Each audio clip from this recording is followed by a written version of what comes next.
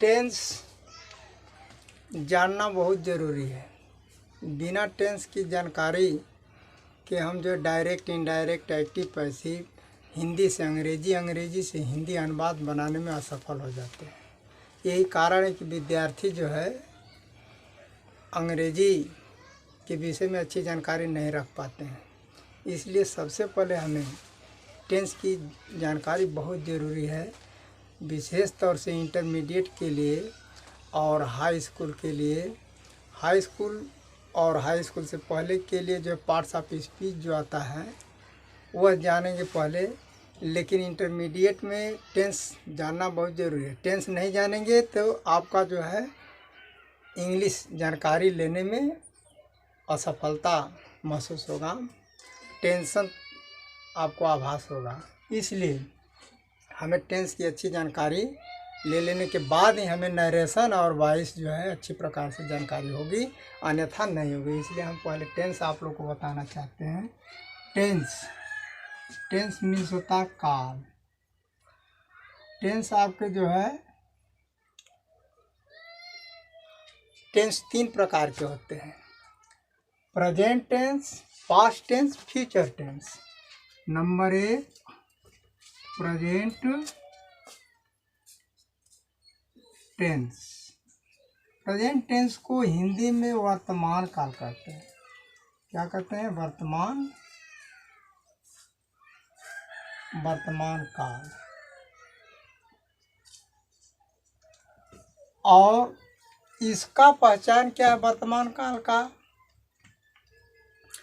वर्तमान काल को यदि पूछा जाता है कि प्रेजेंट टेंस का आप पहचान बताइए, तो बहुत से विद्यार्थी, अब तक से मैं पढ़ाता हूँ उसमें 90% विद्यार्थी यही कहते हैं कि ता है, ती है, ते है।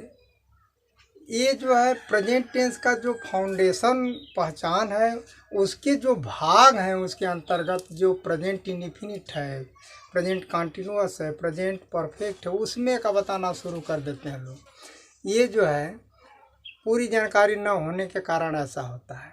तो हमें टेंस के विषय में जानकारी रहेगी, तभी हम जो है आगे अंग्रेजी पढ़ने में सफल होंगे। तो प्रेजेंट टेंस को हिंदी में कहते हैं वर्तमान काल। इसका पहचान है, प्रेजेंट टेंस का पहचान है, हूँ, हो। वाक्य के अंत में है, हूँ, हो लगा रहता है। वाक्य के अंत में है, हूँ, हो लगा रहता है। और है, हूँ, हो। जब भी हम इसके आगे इसके जब भी भाग, जो भी भाग आएंगे, जैसे प्रेजेंट इंडेफिनिट है, तो प्रेजेंट इंडेफिनिट का जब भाग आएगा तो इसका मूल पहचान हमें मालूम हो गया है कि है, हूँ, हो। तो जब भी इसके भाग आएंगे उसके लास्ट में है, हूँ, हो लगा रहता है। तो प्रेजेंट टेंस का मूल भाग या मूल पहचान हुआ है, हूँ, हो। इसमें आपका जो है ऑब्जेक्ट नहीं होता है, न कोई कार्य होता है। मूल पहचान ये जान लीजिए कि प्रेजेंट टेंस में कोई कार्य नहीं होता है, न कोई ऑब्जेक्ट होता है। इसीलिए हम जो है इसका जब हम अनुवाद बनाते हैं तो अफर्मेटिव का यही रूल होता है। अफर्मेटिव देखिए, अफर्मेटिव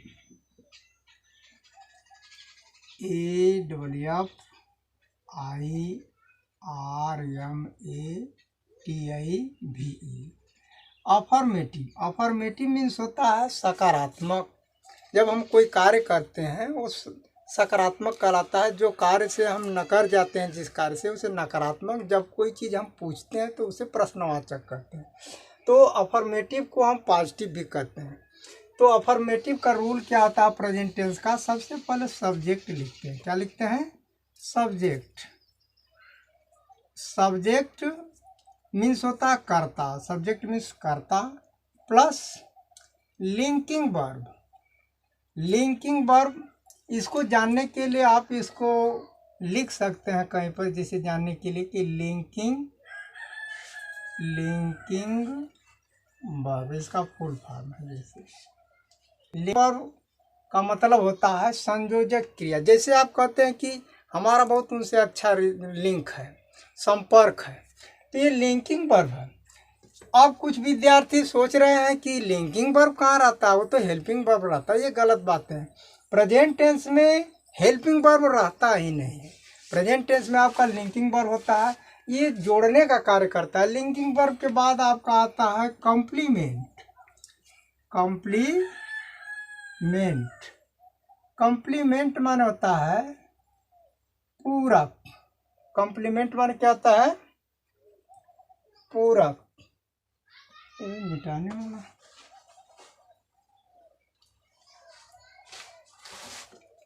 कॉम्प्लीमेंट मीन्स होता है पूरक। कॉम्प्लीमेंट कहते हैं उसे। कॉम्प्लीमेंट माने होता है पूरक। कॉम्प्लीमेंट माने पूरक। ये जानने के लिए आप मीनिंग लिख सकते हैं इसका अर्थ। जैसे लिंकिंग वर्ब माने संयोजक क्रिया, लिख लीजिए लिंकिंग वर्ब मीन्स संयोजक क्रिया। और कॉम्प्लीमेंट माने पूरक। पूरक का मतलब कि उस वाक्य को पूरा करने का काम करता है। यदि ऐसा नहीं लिखा जाएगा तो वह वाक्य पूरा नहीं होगा। ये देखिए जैसे सेंटेंस एग्जाम्पल के रूप में एग्जाम्पल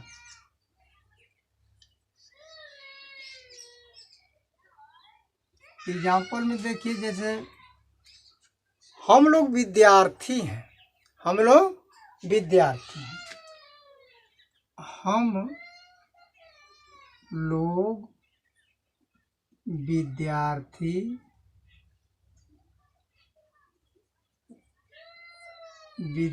हैं। अब सबसे पहले हमें सब्जेक्ट लिखना है। तो सब्जेक्ट माना होता है कर्ता। कर्ता का मतलब जिसके विषय में कुछ कहा जाए। तो किसके विषय में कहा गया? हम लोग। हम लोग देखेंगे कि सिंगुलर है कि प्लूरल। तो हम लोग आपका प्लूरल है। तो लिंकिंग वर्ब में आपका आता है, जैसे लिंकिंग वर्ब किसे कहते हैं, वो कौन कौन सा है? Is, am, are. Is, am, are, ये आपका लिंकिंग वर्ब में है। हम लोग विद्यार्थी हैं, तो सबसे पहले सब्जेक्ट लिखना। सब्जेक्ट हो गया वी। अब इसके बाद लिंकिंग वर्ब देखेंगे इज, एम, आर। तो इसमें जो प्लूरल है आपका आर। आर माने है होता है, इज माने है। सिंगुलर ही, सी, इट एक वचन अर्थात सिंगुलर सब्जेक्ट के साथ इज का प्रयोग होता है। केवल आई के साथ एम का प्रयोग होता है। और वी, यू, दे यानी प्लूरल जब रहेगा, प्लूरल सब्जेक्ट रहेगा तो उनके साथ आर का प्रयोग किया जाता है लिंकिंग वर्ब में। तो we are students. We are students. यह आपका हो गया प्रेजेंट टेंस। जैसे आपका आता है निगेटिव, तो हम जो इज, एम, आर के बाद नॉट लगा देते हैं। जैसे इंट्रोगेटिव आता है, तो इंट्रोगेटिव में क्या होता है कि इंट्रोगेटिव आपके दो प्रकार के होते हैं, यस नो टाइप और what type. Yes no type में क्या होता है? क्या हिंदी का वाक्य क्या से प्रारंभ होता है। और व्हाट टाइप जिसे हम जो है डबल इंट्रोगेटिव भी कहते हैं या व्हाट टाइप बोलते हैं। तो उसमें क्या होता है कि हिंदी के वाक्य में कर्ता के बाद, सब्जेक्ट के बाद जो है कब, क्यों, कहाँ, कैसे दिया रहता है, उसकी अंग्रेजी हम पहले लिखते हैं व्हाट टाइप में। ठीक। तो यह रहा थोड़ा सा संकेत कि नहीं प्रेजेंट टेंस क्या है और जो है इसको कैसे बनाया जाता है। इसमें जो है लिंकिंग वर्ब होता है, हेल्पिंग वर्ब नहीं होता है। आपका हेल्पिंग वर्ब जो है indefinite continuous perfect continuous tense में ही प्रारंभ होता है। इसलिए ये हमें जानकारी देने की कामना थी कि आप लोग को जो है थोड़ा यूट्यूब के माध्यम से यह जानकारी दें, क्योंकि इस प्रकार की महामारी हमारे देश में फैल गई कि विद्यार्थियों का विद्यालय से आवागमन बंद हो गया, जिसके वजह से मैं भी सोचा कि विद्यार्थियों तक पहुंचाने के लिए मोबाइल का सहारा लें। इसलिए मैं सोचता हूं कि अधिक से अधिक हमारे देश में मेरे माध्यम से अंग्रेजी के जो ग्रामर हैं, टेंस हैं, और जो भी टेक्स्ट बुक है, इनके माध्यम इन सब चीज़ों को मैं विद्यार्थियों को, अपने ज्ञान को विद्यार्थियों तक पहुंचाए। तो ये जानने के लिए ख्याल कर लीजिए, आप लोग हाई स्कूल इंटरमीडिएट के हैं और ये सब जो है आपका फाउंडेशन है, ये जानकारी रखना ज़रूरी है। इसलिए प्रेजेंट टेंस क्या है, इसका पहचान आप लोग को मालूम हो गया, हाय हो। अब उसके आगे आता है आपका पास्ट टेंस। नंबर दूसरा क्या आता है? Past tense. पास्ट टेंस को हिंदी में कहते हैं भूतकाल। पास्ट टेंस को हिंदी में क्या कहते हैं? भूतकाल। भूतकाल। पास्ट टेंस को हिंदी में कहते हैं भूतकाल। और इसका पहचान क्या है? वाक्य के अंत में था, थी, थे लगा रहता है। और ये भी जो है आपका बेसिक है, यानी ये जो भेद कहलाता है, इसके अंतर्गत जो 4 भाग हैं वो पार्ट कहलाते हैं।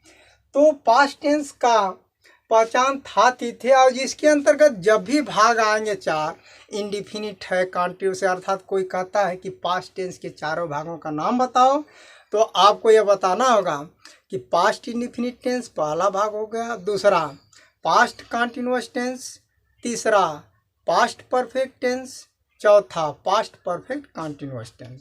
तो इस तरह से हमें बताना होगा। लेकिन पास्ट टेंस का एक वाक्य यदि कहता है कोई भी सज्जन, कोई भी जानना चाहता है कि विद्यार्थी से पूछें कि पास्ट टेंस का एक वाक्य बोलो, तो आपको यह कहना होगा, उसमें कार्य नहीं होगा। जैसे हम लोग एक अच्छे खिलाड़ी थे, अर्थात इसमें कोई कार्य नहीं है। वी वेयर गुड स्टूडेंट्स, हम लोग good player, we were good players, हम लोग अच्छे खिलाड़ी थे। राम राजा दशरथ के पुत्र थे, इसमें कोई ये सब कार्य नहीं हो रहा। तो यह आपका रहा पास्ट टेंस का पहचान। और इसके अंतर्गत जब भी भाग आएंगे तो अंत में था, थी, थे उनके वाक्यों के अंत में रहेगा, ये ख्याल कर लीजिए। ये थोड़ा पहचान परिचय दिया जा रहा है टेंस के विषय में, लेकिन आप लोग जो है अधिक से अधिक जानकारी ले लियो, लेकिन याद दिलाने के लिए सब कर रहा हूँ। इसके आगे जो है आपको इंडिफिनिट से शुरू करेंगे, ठीक है। नंबर तीसरा आता है आपका future. Future tense. Future tense को हिंदी में कहते हैं भविष्यत काल। भविष्यत काल। फ्यूचर टेंस को हिंदी में कहते हैं भविष्यत काल। भविष्यत काल का पहचान होता है होगा, होगी, होंगे। जैसे हम लोग अच्छे विद्यार्थी होंगे, राहुल एक इंजीनियर होगा, राजेश एक अच्छा खिलाड़ी होगा। होगा शब्द होगा, इसमें आपका सब्जेक्ट वही है, सब्जेक्ट आप लिखेंगे, फिर लिंकिंग वर्ब होता है आपका विल बी, शैल बी, यानी इसमें जब रूल भी बनाएंगे आपका, जैसे इसमें यहाँ पर linking verb is am are है तो इसमें वाज वेयर हो जाएगा। और इसमें क्या होता है कि अफर्मेटिव का जो रूल है, अफर्मेटिव का जो रूल है, थोड़ा इसको बता दे रहा हूँ। अफर्मेटिव, इसमें क्या, सबसे पहले सब्जेक्ट लिखते हैं और सब्जेक्ट के बाद क्या लिखते हैं, लिंकिंग वर्ब। लिंकिंग वर्ब में क्या आएगा, will be, shall be, will be, shall be. I we के साथ शैल की सहायक क्रिया लगी, ख्याल कर लीजिए। आई और वी, आई और वी के साथ जो है शैल की सहायक क्रिया लगती है, और शेष सभी कर्ता के साथ विल। जैसे हम लोग अच्छे खिलाड़ी होंगे तो we shall be good players, we shall be good players, ये ख्याल कर लीजिए। इसलिए थोड़ा आप लोग को इशारा कर दिया गया कि present tense, past tense, future tense क्या है, इसका पहचान क्या है। अब इसके अंतर्गत 4 भाग होते हैं, तो प्रेजेंट टेंस से हम शुरू करेंगे। प्रेजेंट टेंस के जो पार्ट है उसको देखिए, इसके आगे हम बताएंगे प्रेजेंट इंडिफिनिट टेंस। ये थोड़ा इशारा के लिए, कुछ विद्यार्थी भ्रमित होंगे कि प्रेजेंट टेंस और जो है present tense past tense, present tense past tense future tense के विषय में भ्रमित ये होंगे कि इसमें सर जी जो है लिंकिंग वर्ब बता रहे हैं, हर जगह हेल्पिंग वर्ब देखा गया है, तो हेल्पिंग वर्ब लिंकिंग वर्ब में थोड़ा सा हम अंतर बता दे रहा हूँ। देखिए अब इसे मिटा दे रहा हूँ।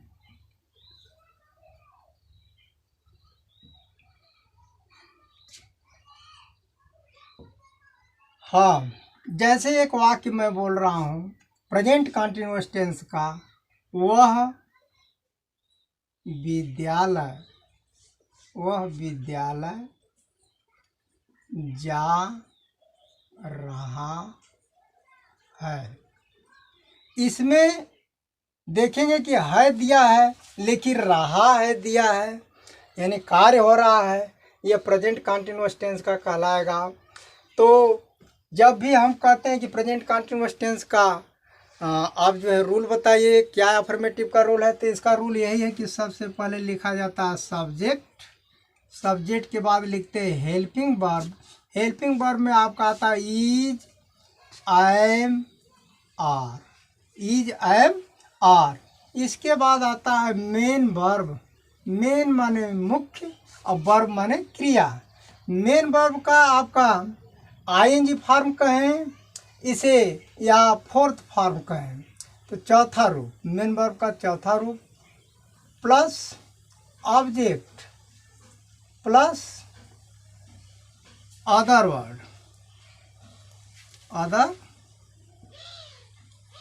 Other word. अब देखिए, अब यहाँ पर ये जो इज एम आर है प्रेजेंट कंटिन्यूअस टेंस में हेल्पिंग वर्ब का कार्य करा, यानी एक मेन वर्ब होती है उसमें उसकी जब ये सहायता करती है तो ये हेल्पिंग वर्ब कहलाती है। और जब जो है आपका मुख्य क्रिया नहीं होता है, मेन वर्ब नहीं होता है, और जब वो जोड़ने का कार्य करती है इज एम आर, तो वहाँ पर लिंकिंग वर्ब कहलाता है। तो हेल्पिंग वर्ब लिंकिंग वर्ब में यही अंतर है, ये ख्याल कर लीजिए। तो इसका वाक्य बनेगा आपका ही इज, हेल्पिंग सब्जेक्ट के बाद helping verb is am are में से सिंगुलर सब्जेक्ट के साथ इज, ही इज, और गो में आईएनजी जोड़ देंगे तो गोइंग, ही इज गोइंग। ये आपका मेन वर्ब हो गया। हेल्पिंग वर्ब के बाद मेन वर्ब। ऑब्जेक्ट इसमें नहीं है। अदर वर्ड में आपका आ जाएगा जा रहा है, विद्यालय, तो ही is going.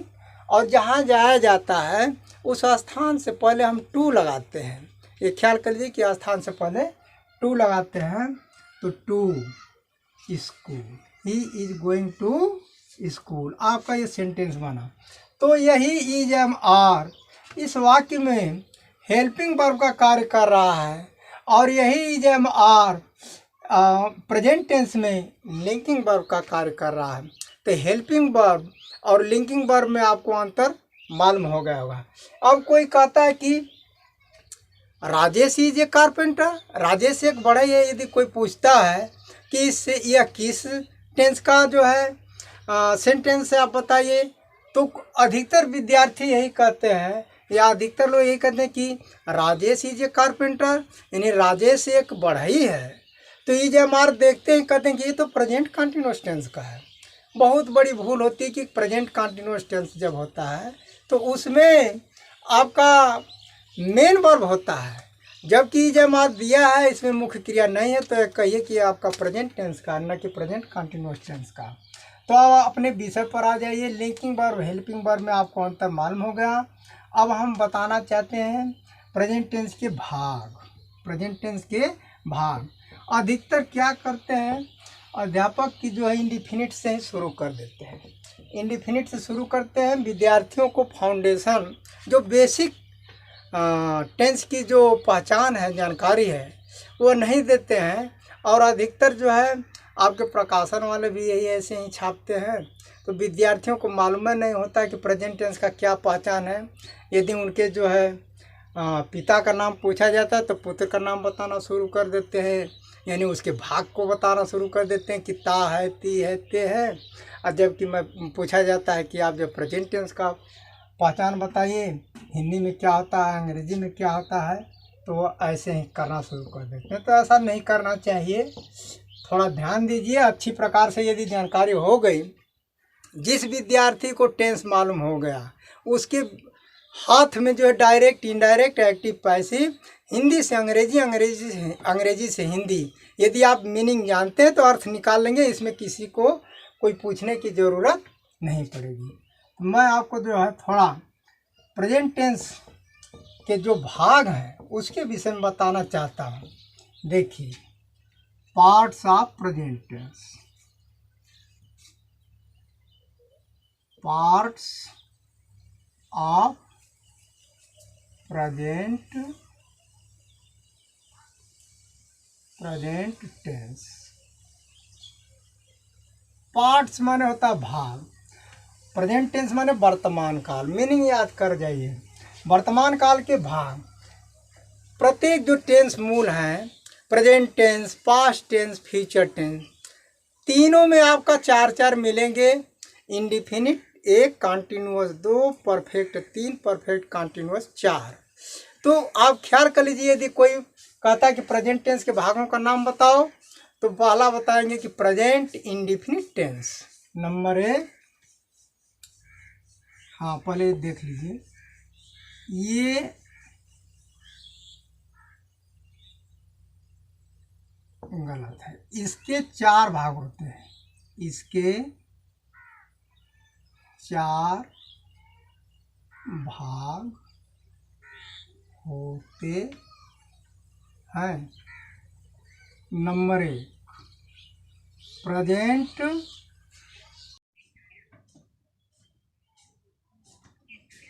Parts of present tense, इसके 4 भाग होते हैं। नंबर पहला, प्रेजेंट इंडेफिनिट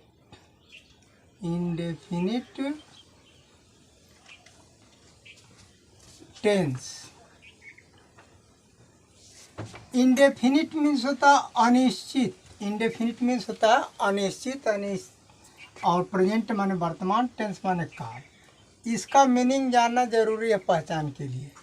तो इसको हिंदी में कहते हैं अनिश्चित वर्तमान काल, अनिश्चित वर्तमान काल।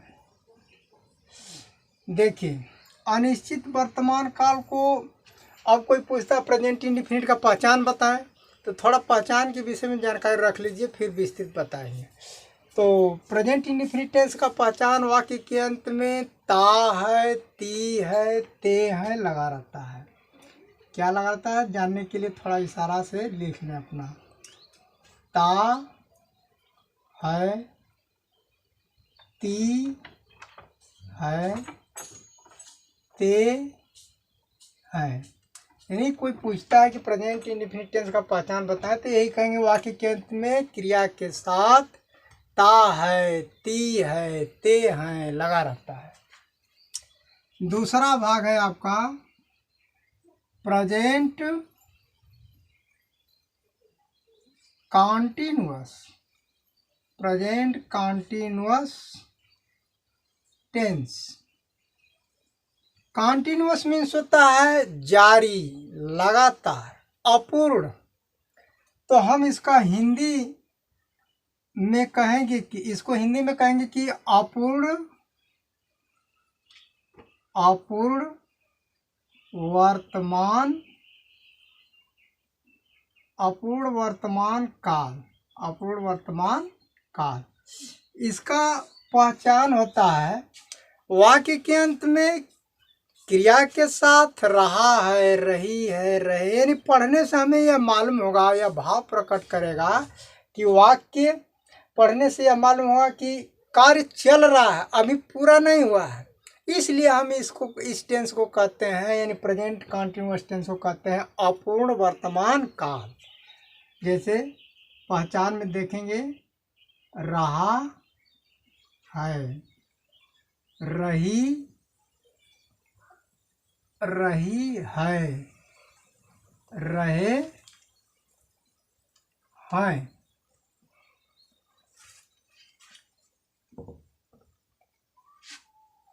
रहे हैं ऐसे। आपका तीसरा भाग होगा प्रेजेंट परफेक्ट टेंस। थोड़ा मीनिंग पर ध्यान दीजिए। परफेक्ट माने होता है पूर्ण, परफेक्ट मीन्स पूर्ण, तो इसको हिंदी में कहेंगे पूर्ण वर्तमान काल। पूर्ण वर्तमान काल। इसका पहचान होता है वाक्य के अंत में चुका है, चुकी है, चुके हैं, लिया है, दिया है, किया है, ऐसे दिया रहता है। चुका है, चुकी है, चुके हैं, या है या लिया है कह सकते हैं, लिया है, दिया है। अब नंबर चौथा भाग है।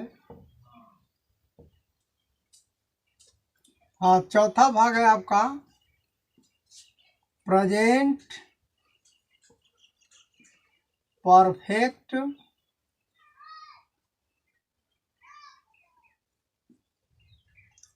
कॉन्टिन्यूअस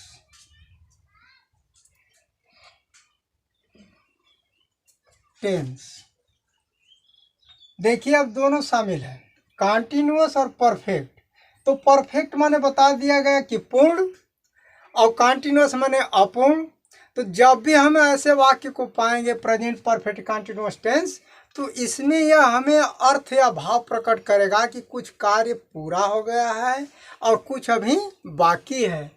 तो पूर्ण और अपूर्ण को एक में मिलाएंगे तो आपका हो जाएगा पूर्ण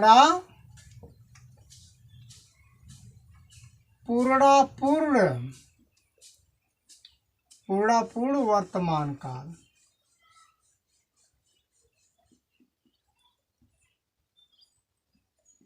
यानी कुछ पूरा हो गया है, कुछ बाकी है। इसका पहचान होता है वाक्य के अंत में क्रिया के साथ रहा है, रही है, रहे हैं, और साथ में समय दिया रहता है। अगर समय नहीं दिया रहेगा, संकेत नहीं करेगा कि इतने समय से यह कार्य हो रहा है, ये ऐसा नहीं करता है, तब वो आपका प्रेजेंट कॉन्टिन्यूअस में पहुंच जाएगा, यानी प्रेजेंट परफेक्ट कॉन्टिन्यूअस टेंस से हट जाएगा। तो प्रेजेंट परफेक्ट कॉन्टिन्यूअस टेंस का पहचान समय के साथ रहा है, रही है, रहे हैं। समय के साथ रहा है, रही है, रहे।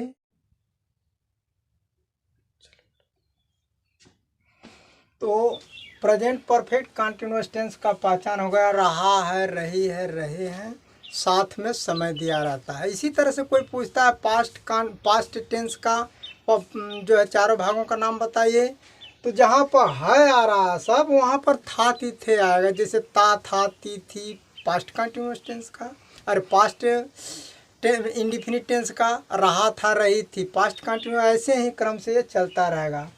तो हम अब जो है आप लोग को यह वीडियो देखने के लिए धन्यवाद। इसके आगे हम फिर अगले कड़ी में पढ़ाएंगे, और अपने मित्रों को जो है शेयर करें और हमें लाइव आने के लिए सहयोग करें सब्सक्राइब के रूप में। धन्यवाद।